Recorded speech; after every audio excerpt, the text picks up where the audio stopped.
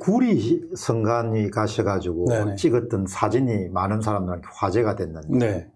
그거 가지고 좀 보신 거 네네. 좀 이렇게 눈으로 사람들이 봤을 때, 야, 저런 거, 그런 거 몇 개 좀 보여주시죠. 예. 그러면서 저도 하면서 되게 놀랐습니다. 지금 너무 빳빳하지 않습니까? 야, 옛날에 어릴 때, 예. 세뱃돈 받은 예. 어른들이 이렇게 세뱃돈. 될 수가 있나 하는 생각이 있어요. 이거 보면은 진짜 자세하게 찍어보면 여기 진짜 접힌 자국이 하나도 없더라고요. 여기 보시면은. 그리고 다 일본이네요. 예. 다 일본입니다. 이게 참 신기하다는 생각이 들 수밖에 없었는데. 우와, 이렇게 빈틈이 없을 수가 없거든요. 야, 이거는 뭐, 대단하네요. 새 책이 있으신지 모르겠는데. 이게 예. 세뱃돈으로 예. 주려고 이제 어른들이 가져온 거 똑같아. 야, 예. 이거 띄어. 예술이네, 예술. 이게 진짜 이거 보시면은, 와. 신끈이네, 예, 완전. 이럴 수가 있나라는 생각이 들 정도로. 어쨌든 이게 또 분류기를 한번 거쳐갔을 것 같다는 생각은 드는데. 그러면 이게 이제, 네.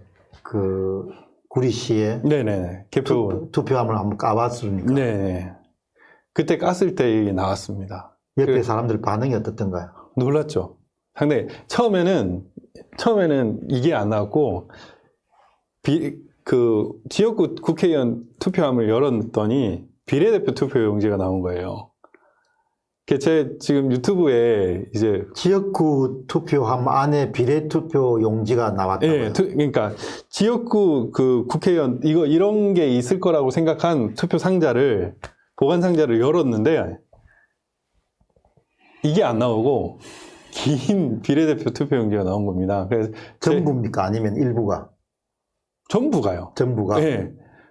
그래서 이게 뭔가요?라고 제가 당황해서 이게 뭐예요? 이라고 이렇게 제가 당황해서 얘기한 게 제 유튜브에 있거든요. 박주현 변호사 유튜브에. 거기 보면은 제가 여는 장면 이제 한 2분짜리 동영상을 올려놨는데 그래가지고 뭐냐 이래가지고 이제 딴 걸 까니까 이게 나오더라고요. 이걸 보니까 엄청나네요.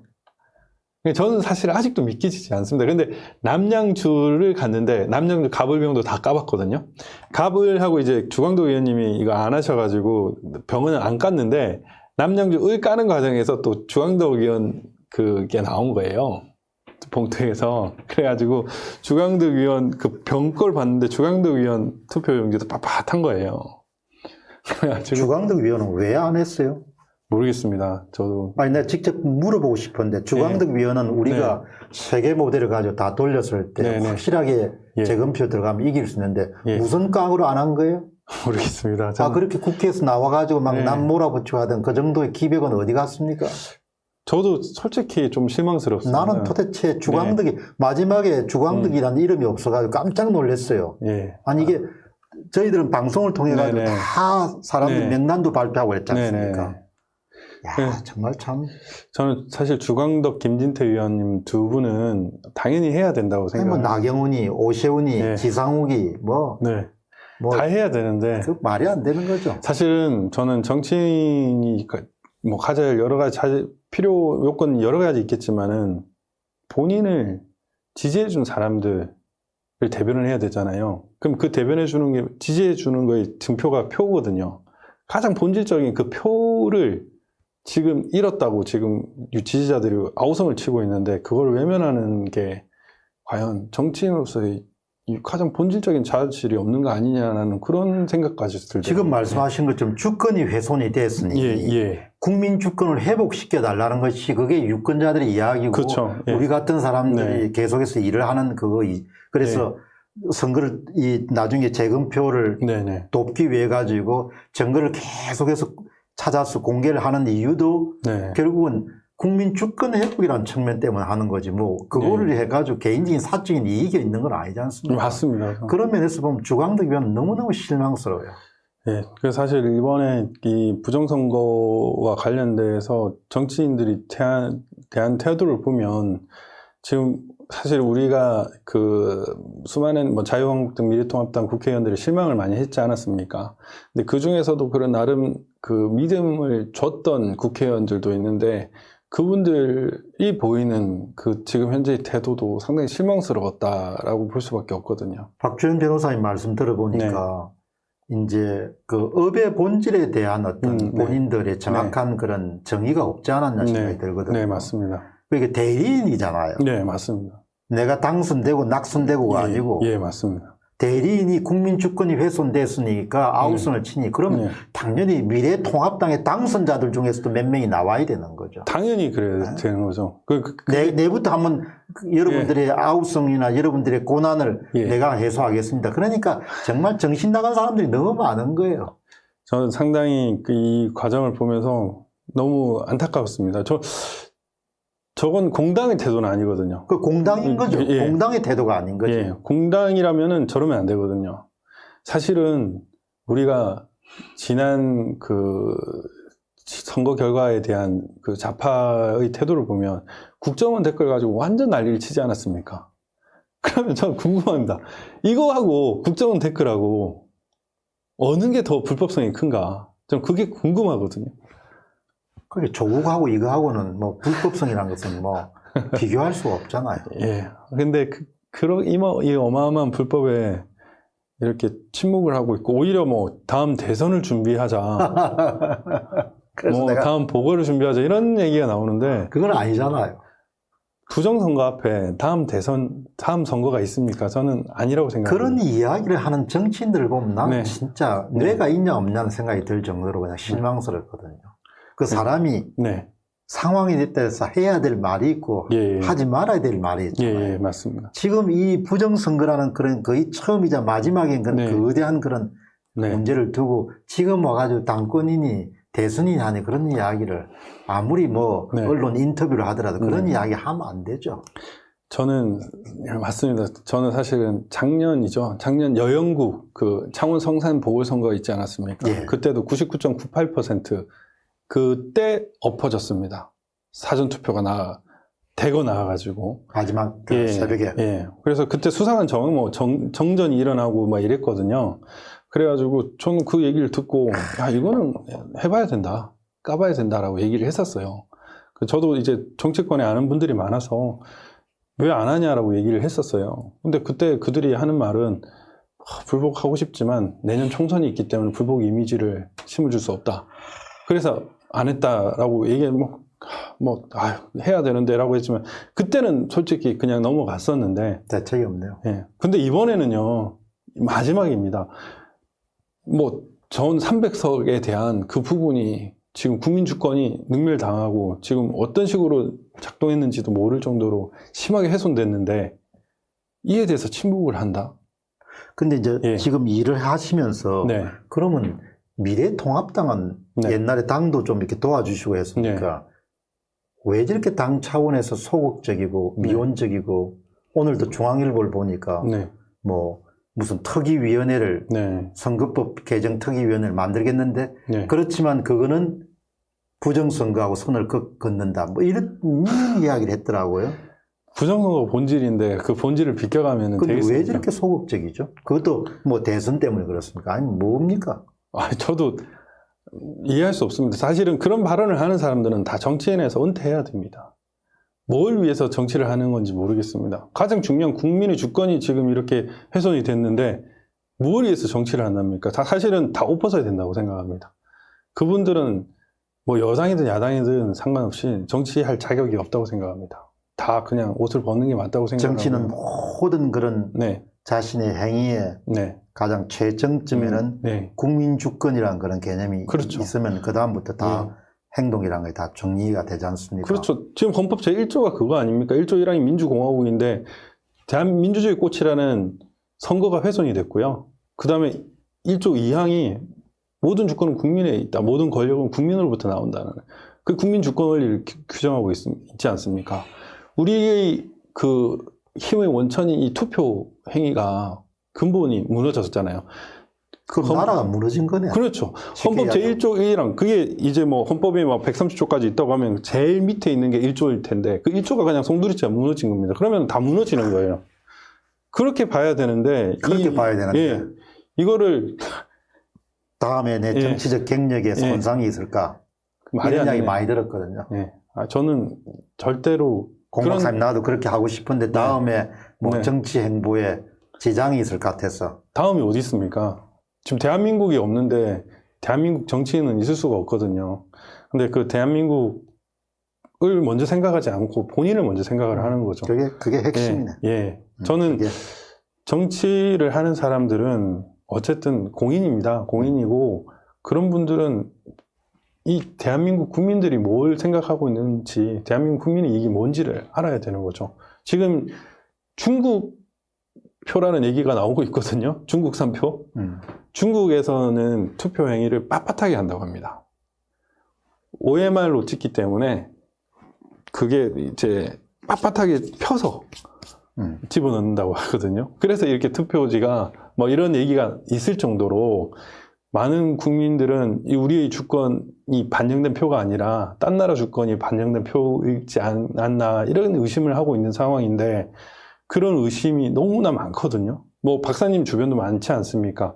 그런 어떤 민의를 외면하는 정당, 이 민의를 외면하는 정치인이 과연 누구를 위해서 정치를 할까? 저는 이해가 안 됩니다.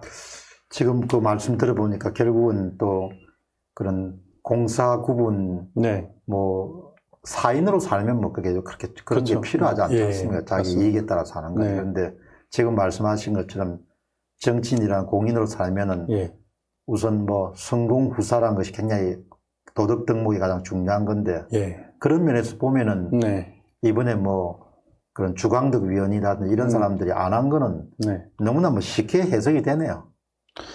아주 간단하게 보니까. 뭐 저는 뭐 그래도 열심히 했던 분이라 그래서 참 그러지 않기를 원하는데 근데 이런 정도의 증거가 나왔다고 하면 지금 본인이 직접 나서지는 않았다 하더라도 지금은 나서야 되거든요. 근데 사실은 저는 지금 어떤 생각이 드냐면은 이제 정치의 본질적인 영역인 그런 국민 주권이나 이런 걸 떠나서요. 정치인의 감이라는 것도 있어야 되거든요. 지금 이 정도 증거가 나오면은 나서줘야 됩니다. 사실은. 그게 4월 한 25일 날, 4월 23일, 24일, 25일 정도 됐을 거예요. 네네. 그 황교안 대표하고 이제 연락을 취할 그런 기회가 있어가지고 직접 본인하고 통화는 안 됐어요. 안 됐는데 어쨌든 내가 도와주려고. 도와주려고. 그렇게 해서 이제 그 지인하고 아주 제 지인하고는 통화가 됐는데 그때도 참 그런 그 내가 갖고 있는 지금 그분에게 전해야겠다는 메시지가 지금 그 이야기입니다. 내가 죽어야 뭘 살릴 수 있잖아요. 맞습니다. 희생이나 헌신이 없는데 뭘 살리겠습니까? 집안도 마찬가지, 사업도 마찬가지고 공직이라는 것도 자기가 죽어야 그래야 살잖아요. 그죠? 맞습니다. 그럼 또 나중에 잘 되면 자기가 죽었는데 또 살아날 수 있는 거고. 그렇죠. 그러니까 황 대표 입장에서도 보면은 기회는 한번 놓쳤지만 처음에 치고 못 나간 거, 그 다음 5월 15일까지 못한 거, 본인이 나서가지고 사람들한테 기 꺾은 거. 그렇지만 지금 정도의 증거가 축적이 되면 내 하나 정도는 희생을 하더라도 나라를 살리고 당을 살려야겠다. 이 정도 결기나 기백이 있어야 안 됩니까? 그렇죠. 저는 당연히 있어야 된다고 생각해요. 대통령을 하거나 어떤 당의 대표가 되려면은 그런 게 있어야 되고, 저는 사실 뭐 그까지 안 가더라도 그 본인 선거구의 대표가 되는 국회의원이려면요, 당연히 이런 어떤 민의의 훼손이 발생했다고 하는 주요 혐의들이 낱낱이 드러났는데 이걸 외면한다?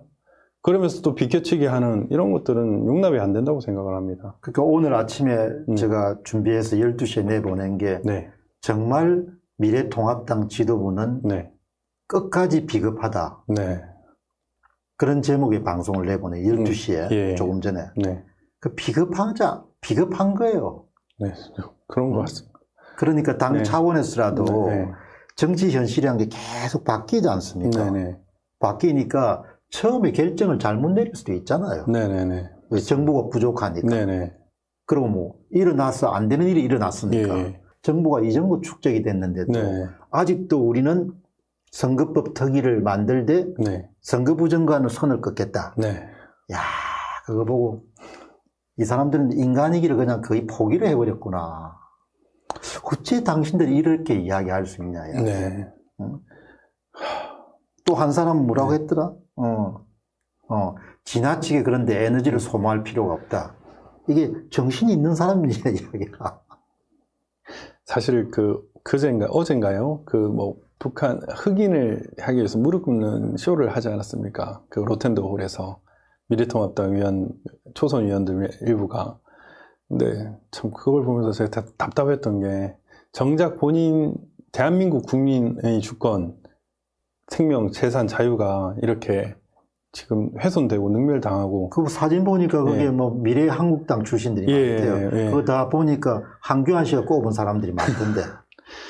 예, 그러니까 저는 그걸 보면서 참으로 답답했습니다. 그러니까 우선순위를 모르는 사람이 정치인을 하면 안 됩니다. 사실 국회에서는 여러 현안을 다루는데 우선순위가 뭔지를 알아야 되거든요. 지금 최우선순위는 국민 주권 회복입니다. 그거를 외면한 채 지금 흑인들의 그 평등을 위해서 이렇게 무릎을 꿇는 행위를 한다. 물론 저는 거기에 대한 어떤 가타부타 하는 부분에 있어서는 좀 더 많은 얘기를 해야 되겠지만 우선순위를 모르고 하는 행위에 대해서는 정말 정치인 자질이 없는 분들이구나라는 생각이 많이 들었습니다. 지금 저는 그 꼭 같은 사진을 아침에 보고 네네.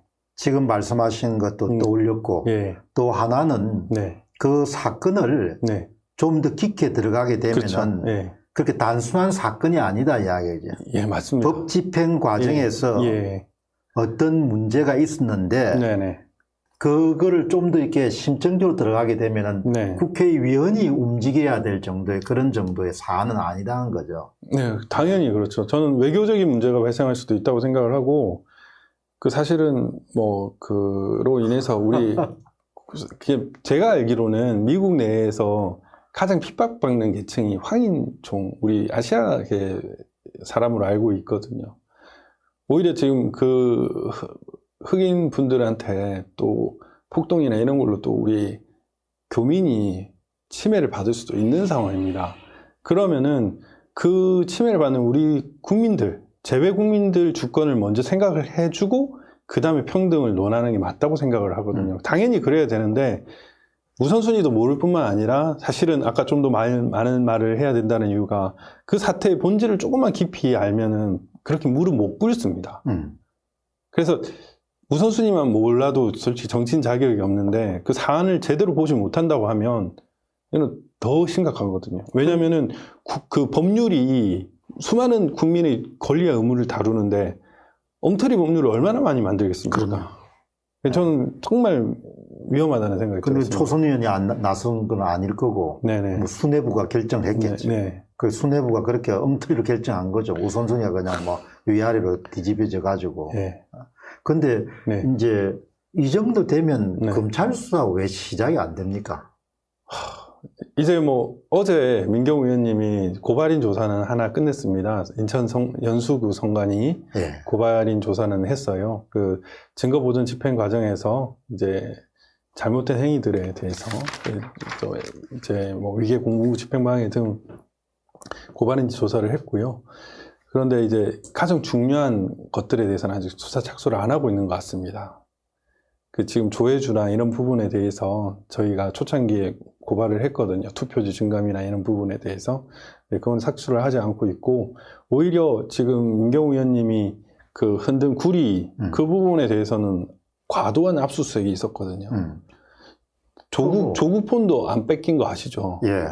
근데 지금 민경우 의원은 참고인인데 뺏겼습니다. 근데 그때 당시 현직 위원이잖아요. 현직 위원 핸드폰을 그냥 가져간 거 아니에요? 그렇죠. 차량도 가져갔어요. 차량도 압수수색했습니다. 그런 상황이었는데. 거기다가 또 서향기 목사라는 분은 그냥 혼자 사시는 분인데, 그냥 아주머니잖아. 거기 그냥 열 몇 시간 정도 몇 명이라더라. 내가 그때 들었는데 엄청나게 많이 들어왔죠. 엄청나게 많은 사람이 들어가가지고 또 그렇게 난리법석을 쳤던데, 법이라는 것이 좀 공평해야 될 거 아니에요. 그래, 어떻게 우리가 그렇게 법 집행하는 사람들을 그렇게 너희들은 뭐뭐다 이렇게 생각이 들 수밖에 없는 거예요. 이번 사건을 보면서도 저는 검찰에 대해서도 검경 수사권 조정이나 이런 문제 등장했을 네, 때 네. 검찰 기능이라는 것이 너무나 중요하기 때문에 네. 항상 검찰에 대해서 우호적인 네. 시각을 드러내고 네. 또 그쪽으로 옹호하고 했지만 네. 이렇게 정치 권력이 바뀔 때마다 이렇게 네. 휘청거리는 모습을 보면은 네. 진짜 너희는 뭐뭐밖에 안 되구나 하는 생각이 다시 한번 더 네. 드는 거예요. 그게. 저도 참 그걸 보면서 답답하기 짝이 없었습니다. 지금 오히려 그보다 훨씬 더 많은 인력을 투입해야 될 거는 수사 착수조차 안 되고 있는 것 같고, 오히려 공익 제보자로서 보호받아야 할 대상은 오히려 핍박을 받고 있고요. 저는 이런 일련의 과정을 보면서 저 검찰 수사가 안 되는 이유도 검찰이 이렇기 때문에 이런 거다라고 보여지거든요. 사실은 이런 명백한 불법이 있으면은 나서야죠. 뭐 누가 어떤 식으로 명령하든 아랑곳 하지 않고 야 이거 문제가 있다 가자 털어야죠. 한두 개만 틀면은 이미 모든 국민들이 부정선거인 거 바로 알지 않겠습니까? 그런데도 안 하고 있는 거 보면은 답답하게 짝이 없고, 국민들이 좀 더 많이 알아야 될 것 같아요. 이제 뭐 이 상황에서 우리가 그냥 자위하면 안 되고요. 이런 왜곡된 상황이 있으니까 많은 국민들한테 조금이라도 좀 더 알려서 이 상황을 제대로 인지하고 검찰이나 다른 어떤 권력기관에 압박을 해가지고 대한민국이 좀 제대로 되게끔 하는 그런 게 필요하다고 그게 생각합니다. 이제 박주현 변호사님 말씀은 네. 현재 상태에서는 검찰이 뭐 자발적으로 움직일 그런 가능성은 네. 아주 높지는 않고 어느 정도는 있겠지만, 예, 뭐 증거들이 있으니까요. 네. 그렇기 때문에 그것을 당길 수 있는 방법은 네. 국민의 이름으로 명령할 수밖에 없다. 네, 그렇습니다. 그러니까 국민의 이름으로 명령하기 위해서는 국민들에게 더 많이 알리고 그걸 네. 잘 아는 자각한 그런 국민들이 늘어나야 되겠다. 네. 이 말씀이시죠. 예, 뭐 전 가족이 고발을 한다든지 한 100명씩 모여가지고 자기 속한 지역에 고발을 한다든지 뭐 이런 식으로 해서 이 부정선거를 만천하에 알리고 적극적인 이제 행위로서 검찰 수사기관이 수사를 하게끔 해야 되는 거죠. 국민이 만약 5천만이 수사하라고 압박을 하는데 가만히 있으면 그게 검찰입니까? 아니, 누가 그 친한 친구가 네. 오랫동안 그 대학 친구가 네. 내보고 몸 다치니까 뭐 네. 너무 그렇게 열심히 하지 말래요. 네. 그래서 내가 네. 이런 이야기를 했습니다. 네. 세월이 흘러가지고 네.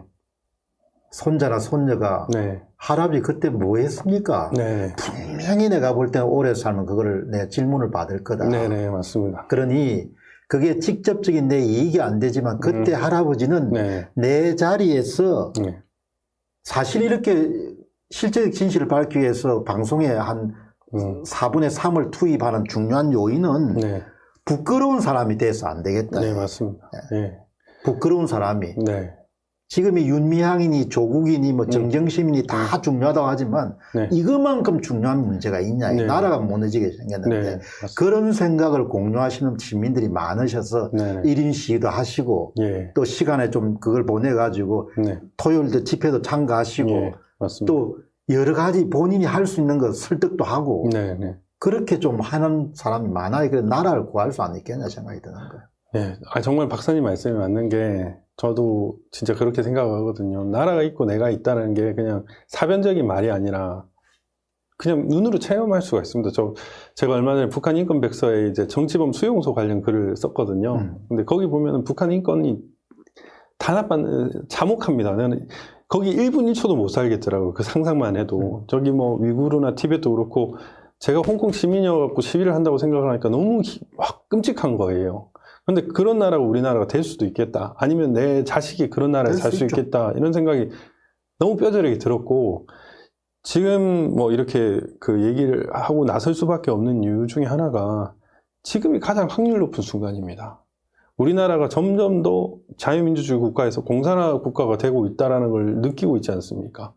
점점 더 그렇게 되면은 우리가 마지막으로 한가할 수 있는 수단이 없어질 수 있습니다. 저기 뭐 나치가 우리를 덮쳤을 때라는 그런 시를 보면은 처음에는 내가 그 사람이 아니어서 나는 가만히 있었지만 결국 나를 덮쳤을 때는 내 주변에 아무도 없었다고 얘기를 그렇죠. 하거든요. 네.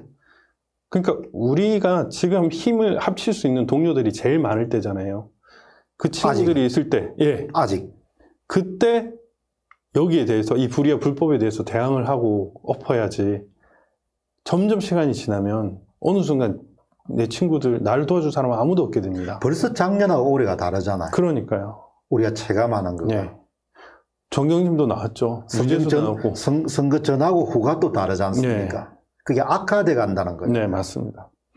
그러니까 이때 나서지 않으면 대한민국 미래는 없습니다. 저는 이거는 진짜 뭐 그러면 그냥 이거를 좀 보시고 예. 그냥 저 국민들한테 이야기를 좀 해주시죠. 그 현장에 직접 선거 보존을 위해서 노력하고 그런 과정에서 국민들한테 뭘 이야기하고 싶습니까?